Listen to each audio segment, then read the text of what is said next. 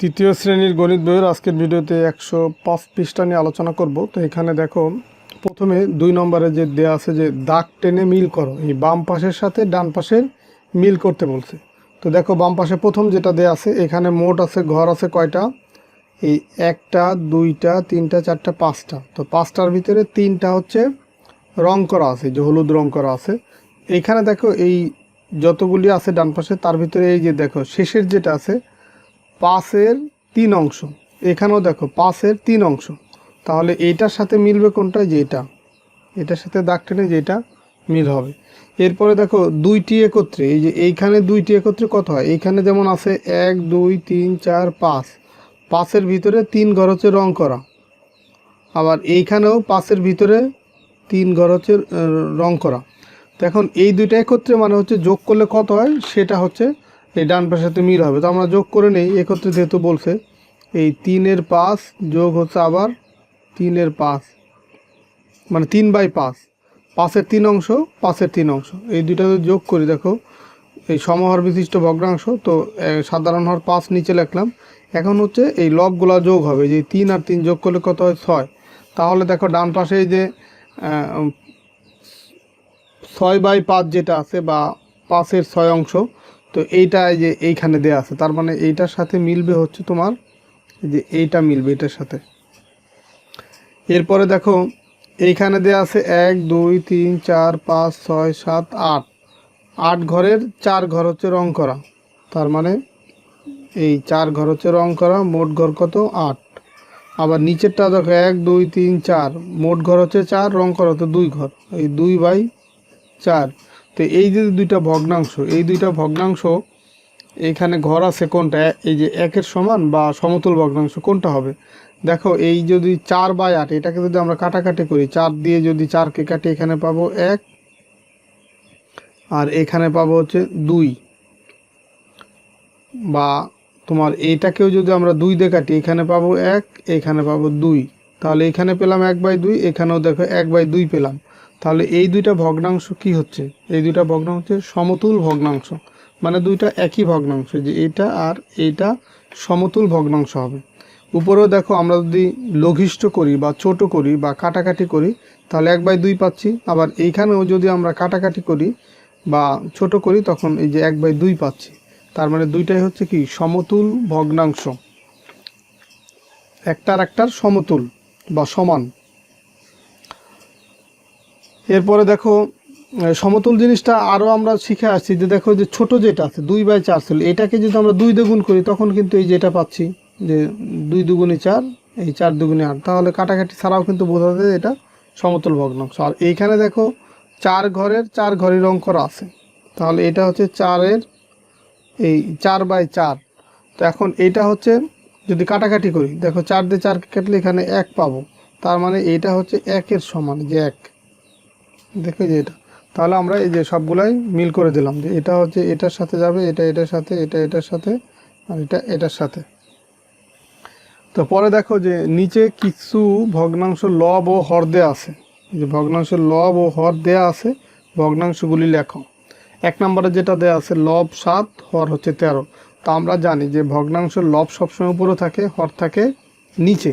তো এইখানে লব আছে কত 7, তাহলে 7 যাবে উপরে, হর আছে কত 13, 13 থাকবে নিচে।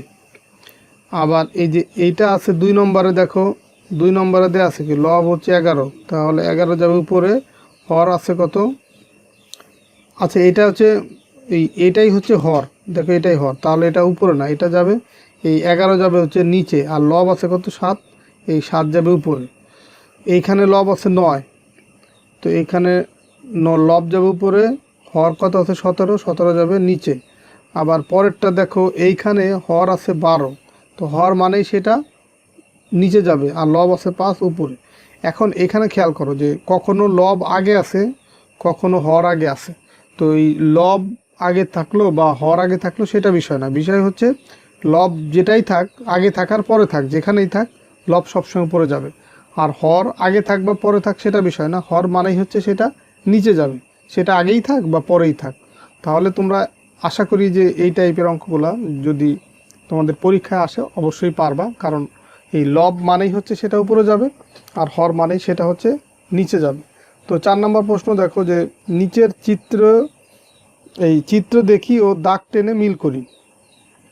দেখো এইখানে এই মাঝখানে হচ্ছে চিত্র দেওয়া আছে, বাম পাশে হচ্ছে ভগ্নাংশ লেখা আছে অঙ্কে, আর এটা হচ্ছে লেখা আছে কথায়।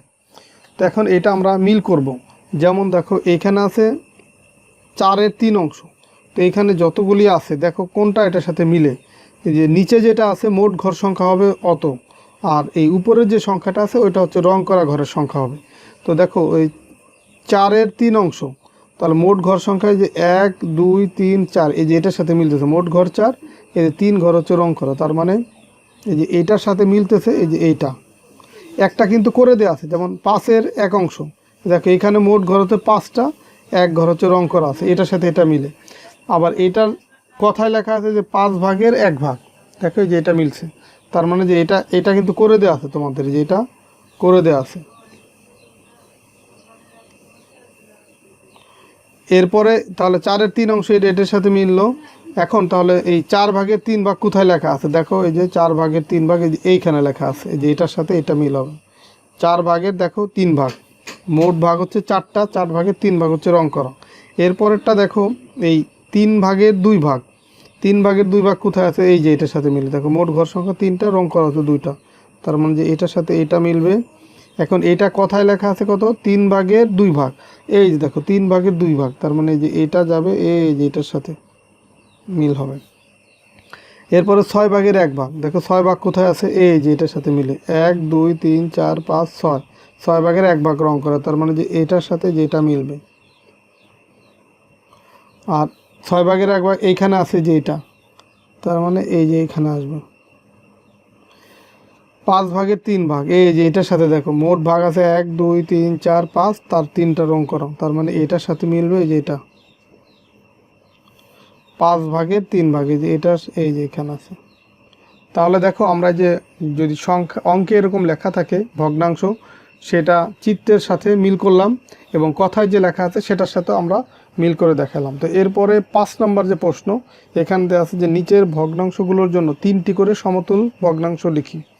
সমতুল ভগ্নাংশ এগুলো কিন্তু অলরেডি আমরা আগের ভিডিওগুলো থেকে শিখে আসছি। যেমন 1/2 এটা একটা ভগ্নাংশ, এটা সমতুল ভগ্নাংশ কি হবে, এই লব এবং হরকে, এখানে লব হচ্ছে 1, হর হচ্ছে 2, এই লব এবং হরকে তোমার 2 3 4 এরকম পূর্ণ সংখ্যা দিয়ে আমরা গুণ করলে এক একটা সমতুল ভগ্নাংশ পেয়ে যাব। তো প্রথমে 2 দিয়ে গুণ করি, 2 দিয়ে 1কে গুণ করলে পাবো হচ্ছে 2 অক্ষে 2, 2 দিয়ে 2কে গুণ করলে পাবো 2 দুগুণী 4, এটা একটা সমতুল ভগ্নাংশ।